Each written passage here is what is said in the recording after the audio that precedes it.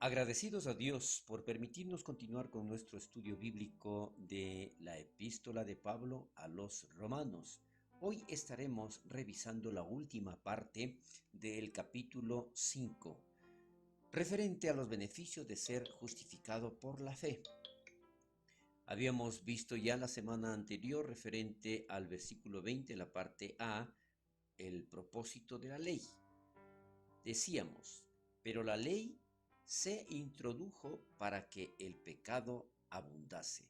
Esta palabra, abundase, implica algo muy importante, porque aquí nosotros debemos entender que abundase hay otra manera en la que la ley hace que el pecado abunde. ¿Qué significa esto? Debido a la pecaminosidad de mi corazón, cuando veo una línea, quiero cruzarla. En este momento, en este sentido, de esta manera, la ley hace que el pecado abunde. ¿Por qué? Establece líneas claras entre el bien y el mal. Y lo que nosotros hacemos es que a través de la ley que nos indica que eso está mal, nosotros la infringimos. Por lo tanto, la ley hace que peque más, o mejor, me muestra lo que yo estoy haciendo mal. Pero no porque haya algo malo con la ley, no, al contrario, la ley únicamente me indica hasta dónde yo puedo llegar y el momento que yo cruzo esa línea, estoy infringiendo, estoy en contra de la ley, por lo tanto, el pecado abunda. El pecado me muestra lo que realmente estoy haciendo, porque hay algo profundamente malo en la condición humana. Esto es lo que propiamente está haciendo la ley y es por esto que se utiliza esta palabra que abunda, porque mientras yo infrinjo la ley, estoy haciendo todo lo contrario a lo que es correcto. Más adelante en este mismo versículo 20, pero la parte B y el versículo 21 se refiere al reinado de la gracia.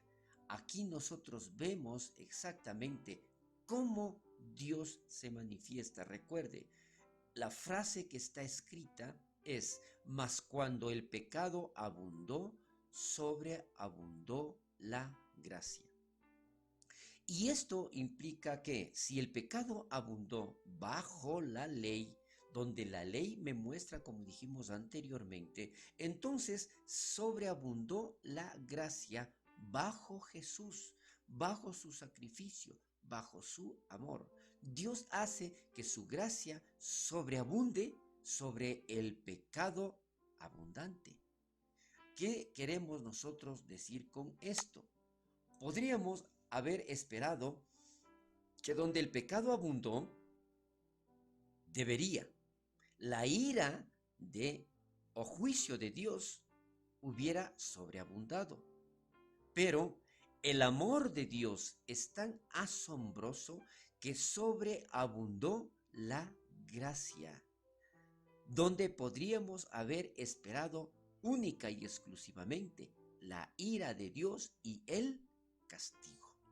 Aquí nosotros podemos entonces darnos cuenta de una mejor manera más clara de lo que en realidad significó el abundar la gracia y de la forma como nuestro Dios, por su infinito amor, perdona nuestros pecados.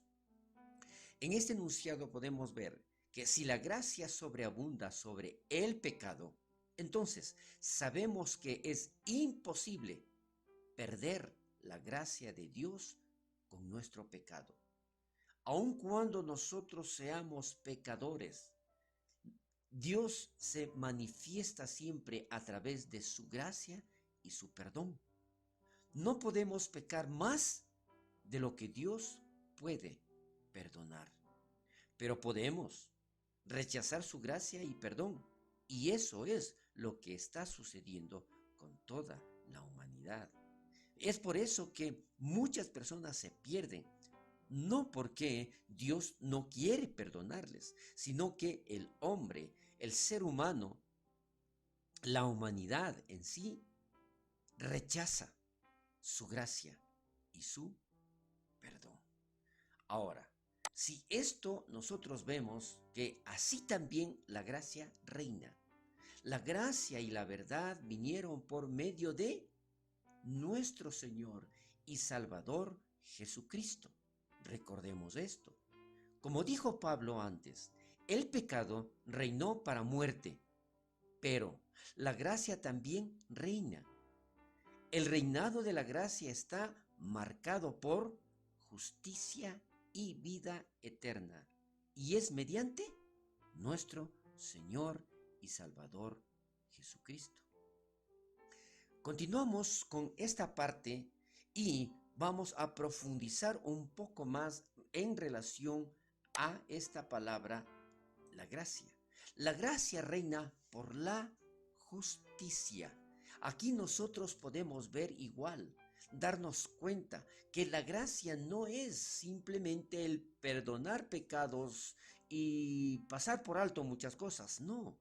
La gracia implica justicia, que a través de la justicia de nuestro Dios, nosotros somos perdonados, pero siempre y cuando exista el arrepentimiento y dejemos toda esa vida antigua, pasada, en el pasado. Y ahí nosotros podemos recibir la gracia de Dios. Muchas personas tienen la idea de que donde reina la gracia habrá un desprecio por la justicia y una actitud casual hacia el pecado. Esto es errado. Recuerde que Dios es justo, pero eso no es el reino de la gracia para nada. Pablo escribió en otra carta lo que la gracia nos enseña. ¿Qué implica esto? Porque la gracia de Dios se ha manifestado ¿para qué?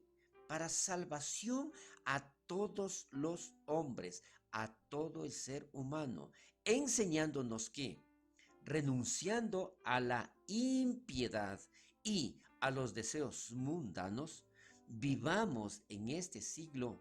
Escuche esto, por favor, como dice en Tito 2, 11 y 12.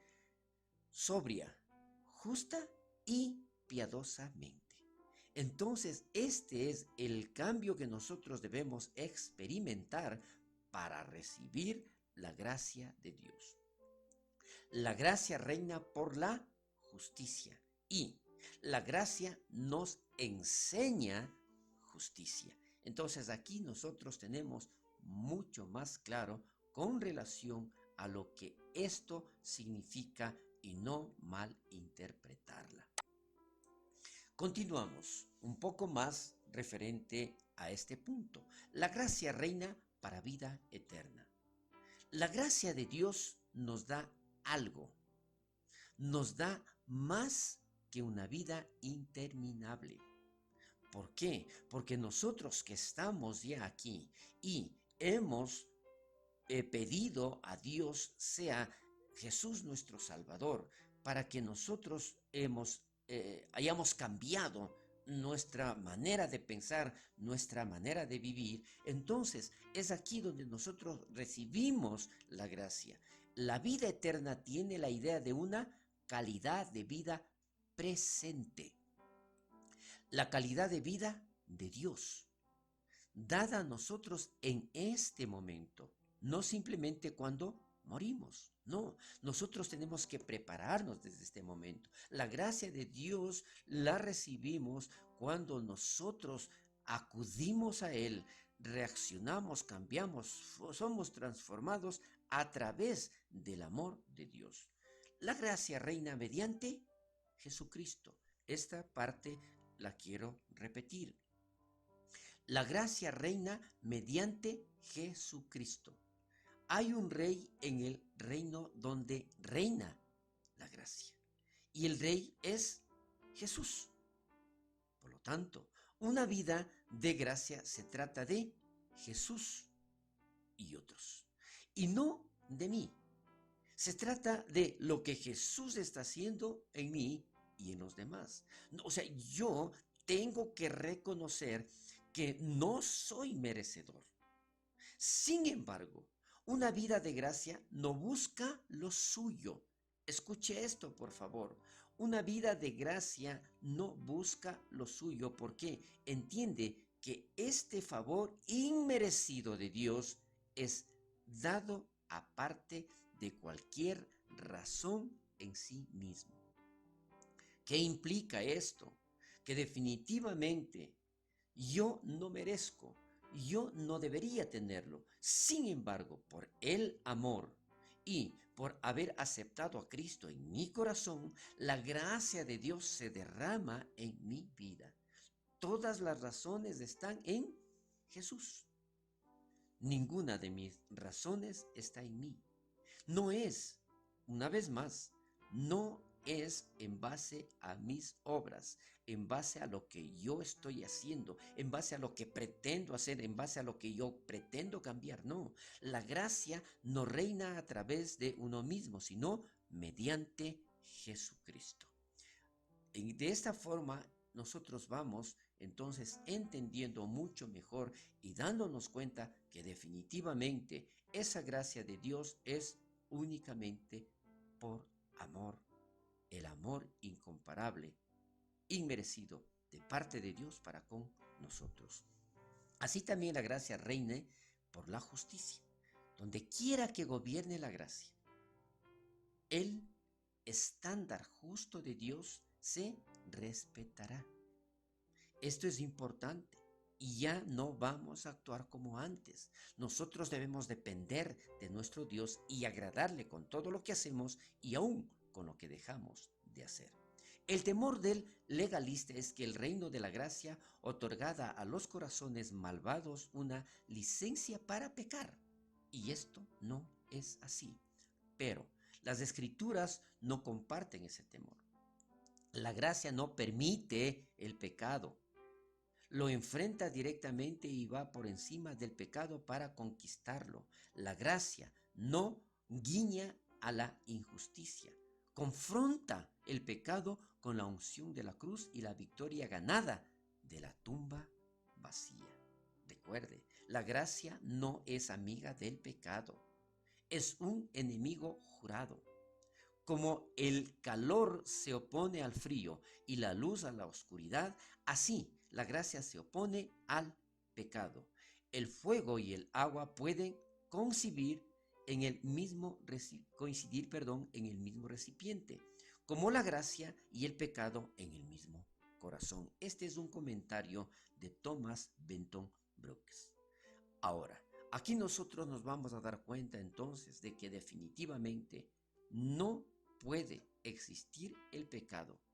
Esto implica que nosotros de una u otra forma fuimos pecadores o somos pecadores, pero nosotros siempre estamos buscando la santidad, buscando agradarle a Dios, buscando estar de acuerdo a los preceptos, a los mandatos de nuestro Dios, para que de esa manera nosotros podamos recibir, pero recordemos, no porque yo merezca, sino porque Dios a través de su infinito amor, Él tiene la gracia de perdonar todos mis pecados. Si yo acudo a Él, si yo me arrepiento, si yo me convierto de toda esa manera de vivir.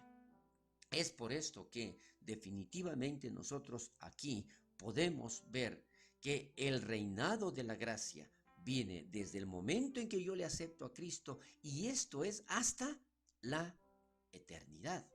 No se trata únicamente de que yo busque la gracia de Dios para tener la vida eterna. Mi comportamiento también aquí influye, determina exactamente de que yo quiero depender de esa gracia divina a través de mis acciones, desde luego. Pero no es esto, no por obra, sino por gracia. Que esto esté completamente claro. que definitivamente la gracia de Dios me ha alcanzado. Hasta aquí llegamos con nuestro estudio bíblico del capítulo.